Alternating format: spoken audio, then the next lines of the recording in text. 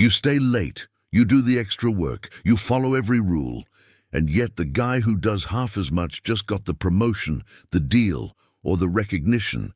You've watched the loudest person in the room take credit for your idea. You've seen the one who schmoozes get the raise, while you, the one who actually knows how the system works, get thanked with more responsibility and the same paycheck. You've been lied to. Society sells hard work to the masses to keep the factories running, while the elite trade in a different currency. Advantage. They told you to keep your head down, be fair, play by the rules, and wait your turn.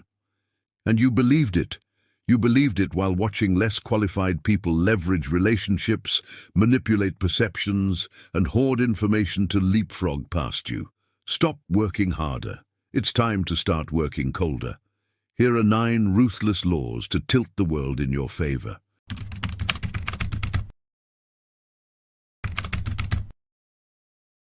Machiavelli understood what your parents, your teachers, and your first boss never told you. The world does not reward effort. It rewards results delivered through the path of least resistance. The person who works 18-hour days is not respected. They are used. The person who appears to create value effortlessly is feared, envied, and promoted. When you compete on effort, you compete in a market flooded with desperate people willing to destroy themselves for scraps. When you compete on leverage, on Machiavellian tactics, strategic positioning, and information asymmetry, you enter a market with almost no competition. Why do idiots run the world while geniuses work for them? Because idiots understand power laws. They understand that perception is reality, that relationships are currency, and that fairness is a cage you build for yourself while they walk free. Intelligence is not an unfair advantage if you refuse to weaponize it. Hard work is not a virtue if it keeps you invisible. You have been taught to optimize for exhaustion instead of influence, for completion instead of recognition. And while you were being noble, someone else was being strategic. If these ideas resonate with you, hit that subscribe button for more top-tier content. Also, drop an "I will win" in the comments so I know you're ready. Let's dive in. Your actual competence is irrelevant if no one perceives it. Good work does not speak for itself. It sits silently in a file, while the person who controlled the narrative around that work gets promoted. Machiavellian strategy begins with understanding that human beings do not evaluate reality. They evaluate the story they are told about reality. You completed the project. Someone else presented it with confidence, took credit, and your manager now associates that success with their face, not yours. The mechanism is simple. Human beings rely on shortcuts, and the most powerful shortcut is confidence. Confidence signals competence, even when competence is absent. You have been out-leveraged by people who understand that the appearance of value is more rewarding than the creation of value. If you solve a problem, and no one knows you solved it, you have created value for someone else's career, not your own. Strategic operators send the emails summarizing their contribution. They mention their role in meetings. They ensure their name is attached to wins and subtly detached from failures. This is not dishonest. It is the correction of a dishonest system that was already ignoring you. Stop delivering work silently. Every project you complete, send a brief summary email to stakeholders. In meetings, restate your contributions. The solution we implemented, based on the framework I developed last month, is performing well. You are not manipulating reality. You are demanding that reality acknowledge what you have done. But perception fails if you do not control the information that others use to form it. Power is held by those who know the most while revealing the least. Information asymmetry is the most underutilized, unfair advantage available to you, and yet you give it away for free every single day. You share what you know because you were taught that collaboration is noble, and while you were being good, someone else was hoarding the information that made them irreplaceable. The co-worker who is average at best, but somehow untouchable. Why? Because they control a process no one else understands. They have made themselves a bottleneck, and bottlenecks have leverage. You documented everything. You trained your replacement. You made yourself replaceable in the name of being a team player, and the organization rewarded you by finding someone cheaper. When you hold specialized knowledge, you hold leverage. When you share that knowledge freely, you transfer your leverage to others and receive nothing in return. There are two types of information: commodity information, which everyone can access, and proprietary information, which creates dependency. Commodity information is freely available. Industry best practices, things anyone can Google. Proprietary information is contextual knowledge that is hard to replicate. The unwritten client preferences, the internal political landscape, the workaround that makes the broken system function. This is what you protect. Identify the one skill, relationship or process that you control, which is not easily transferable. Protect it. When asked to train someone on this, train them on 90% of it and keep the final 10%, the nuance, the shortcut, the insider context, locked in your head. Make yourself available to help, but never make yourself unnecessary. Information asymmetry is leverage. Leverage is power, and power is the only thing that protects you from being exploited. You can be the hardest worker in the building, but if you are invisible to the people who make decisions, you do not exist. Proximity to power is the most underestimated success strategy in every hierarchy. Competence does not rise to the top. Proximity rises to the top, and competence gets dragged along if it is smart enough to stay close. The person who has lunch with the executive gets promoted over the person who works weekends. You've watched someone with half your skills get the career-defining project because they were top of mind when the opportunity emerged. You were not top of mind because you were in your office, head down, doing excellent work that no one with decision-making power ever witnessed. You were competent in obscurity. They were mediocre in proximity. They won. Decision-makers promote the people they know. They trust the people they see. They reward the people who make them feel comfortable. Proximity is about access. The person who is close to the center of power has access to information, opportunities, and social capital that the distant worker can never access. You must reposition yourself from the periphery to the center. Volunteer for cross-functional projects that put you in meetings with senior leaders. Ask intelligent questions that force executives to notice you. Position yourself as the person who can solve a problem they care about, which gives you access to their calendar. Accept that informal interactions, the coffee before the meeting, the lunch after the presentation, are where real decisions are made. Your competence does not matter if the person who controls your career does not know you are competent. Every situation will be interpreted by the people around you. The question is, will you control that interpretation, or will you allow someone else to define what happened? The story that spreads first, that is told most confidently, and that aligns with pre-existing biases, is the story that becomes truth. And if you are not telling that story, someone else is telling it for you, and they are not on your side. A project fails. You know it failed because of budget cuts and leadership indecision, but your colleague frames it as execution issues in a meeting you were not in. Now the narrative is set. You are associated with execution failure. You defend yourself later, but defense is always weaker than the initial accusation. You lost the war before you knew it started. Machiavellian strategy demands that you become the author of every story that involves you. When a project succeeds, you frame it immediately. You send the email, you mention it in the meeting, you attach your name to the win before someone else can claim shared credit. When a project struggles, you preemptively frame the challenge. You explain the external constraints, the limited resources, the strategic pivots you made. You do not wait for someone else to interpret events. You interpret events first. The objective truth of any complex situation is too complicated for most people to pass. They need a simple story.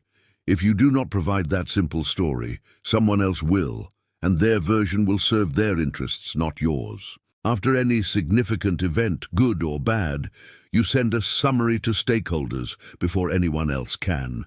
You frame the context and the results in a way that emphasizes your strategic role. You are setting the frame, and the person who sets the frame controls the outcome. You talk too much, you share too much, you explain too much. And every word you say is a data point that someone else can use to predict you, manipulate you, or undermine you. Strategic silence is one of the most powerful, unfair advantages you possess, and you have been giving it away because you were taught that communication is always good. It is not. Your thoughts are proprietary intelligence. Your plans are strategic assets. You told a colleague about your job search, and suddenly your manager is treating you like you are already gone. You explained your strategy in a meeting, and someone else repackaged it as their own. You shared your concerns about a project, and those concerns were later used as evidence that you lacked confidence. Every word you speak is a potential liability. Every silence you hold is retained power. The person who reveals the least has the most leverage.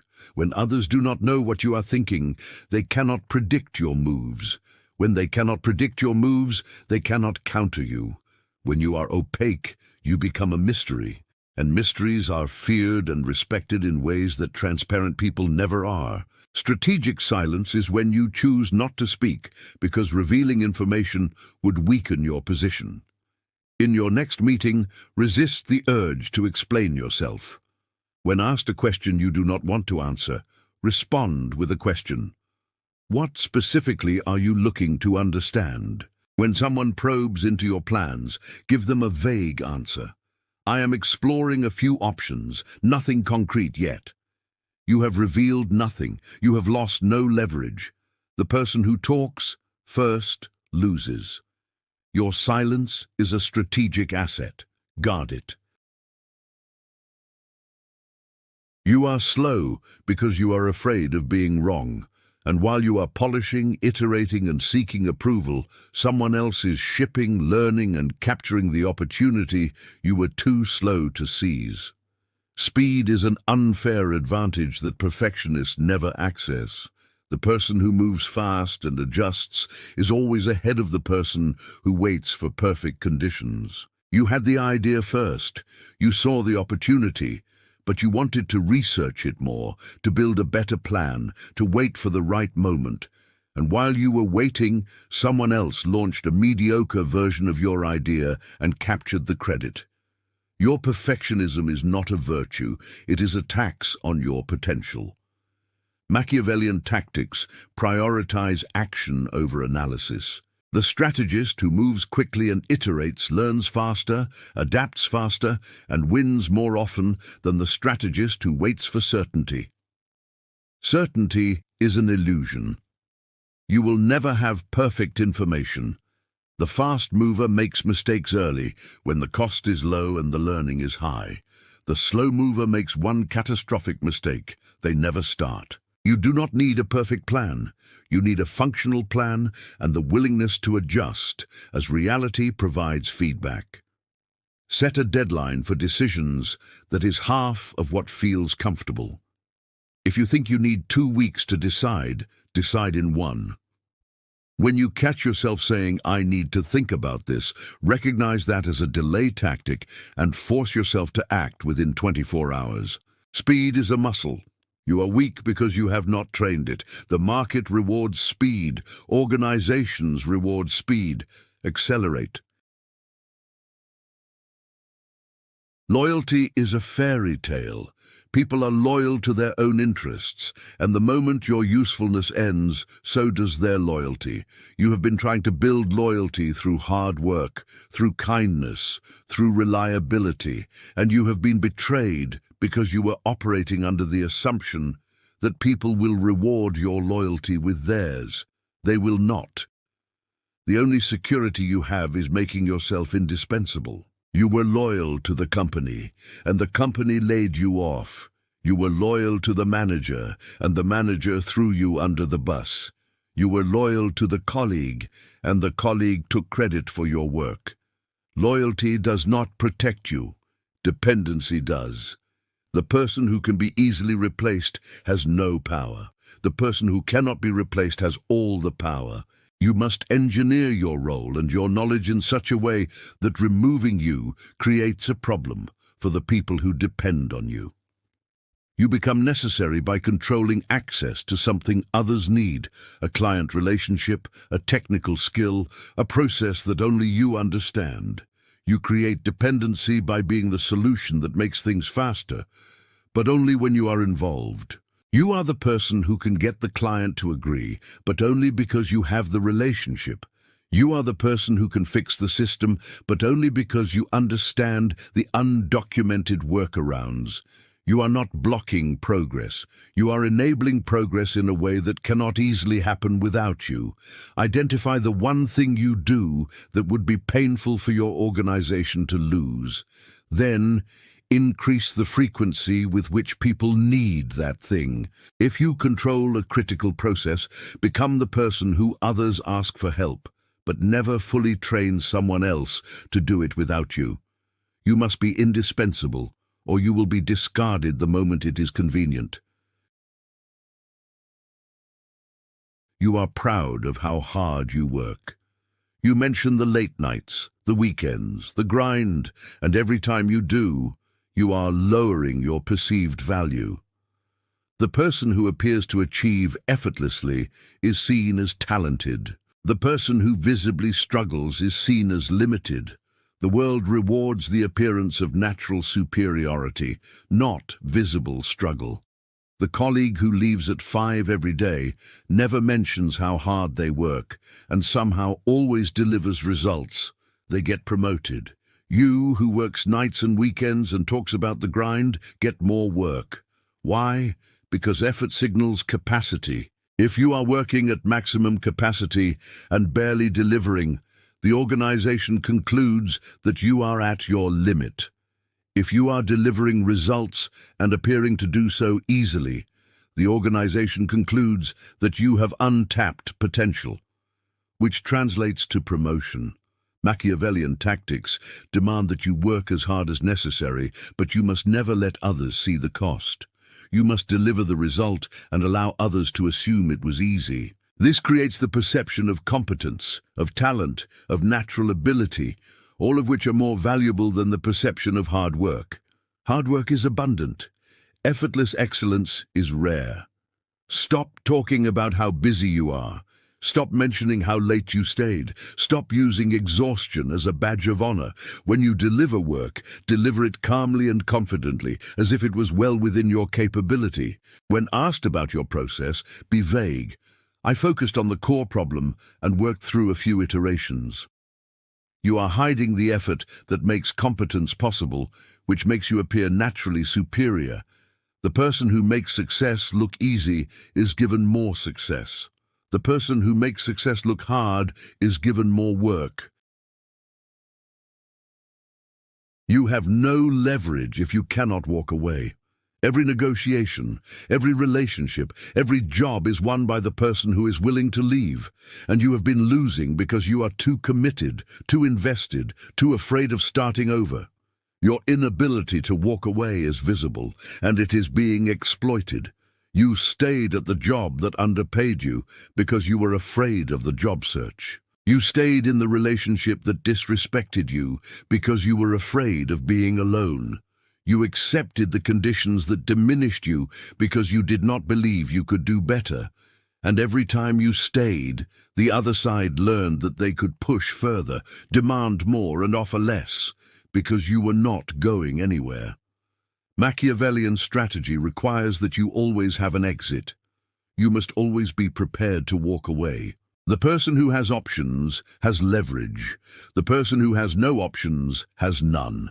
You must cultivate optionality in every area of your life. Your willingness to leave is the only thing that forces them to treat you fairly. Start exploring alternatives. Update your resume. Take the recruiter call. Build the side income. The moment you have a credible alternative, your leverage in your current situation increases, even if you never mention the alternative. Your energy shifts. Your willingness to tolerate disrespect disappears. The ultimate unfair advantage is the ability to say no. You cannot say no if you have no alternative. Build the alternative, and then, when the moment comes, be willing to walk away. You now have 9 laws, 9 ruthless principles that violate everything you were taught about fairness, hard work, and integrity. These laws are not evil. They are efficient. They are the rules that the people above you have been using while telling you to play fair. They told you to work hard while they worked smart. They told you to be loyal while they built leverage. You have been playing a different game than the one they were playing, and you have been losing. The game is rigged. You can complain about it, or you can learn the cheat codes. Every day you delay implementing these laws is another day someone else is using them against you. Every moment you spend being fair is a moment someone else is getting ahead by being strategic. Implement one unfair trick tomorrow. Just one. Control the narrative in a meeting. Deploy strategic silence in a negotiation. Create dependency in your role. Watch the result. Watch how people respond differently when you stop being predictable and start being strategic. Drop "I will win" in the comments if you are ready to stop playing fair and start playing to win. That phrase is your declaration. Subscribe to this channel. This is the only place you will find the psychology of dominance, not just survival. This is where we dissect the hidden rules of power that no one else is willing to teach. This is where the exploited become the operators. If you are ready to stop being fair and start being feared, subscribe now. Now that you have the advantage, learn how to keep it when no one supports you. Watch this, and whatever you do, don't stop now. The on-screen video matters more than you think. Trust me, you don't want to miss it. I'll see you there. See what others miss. Know what others fear. Become who others can't.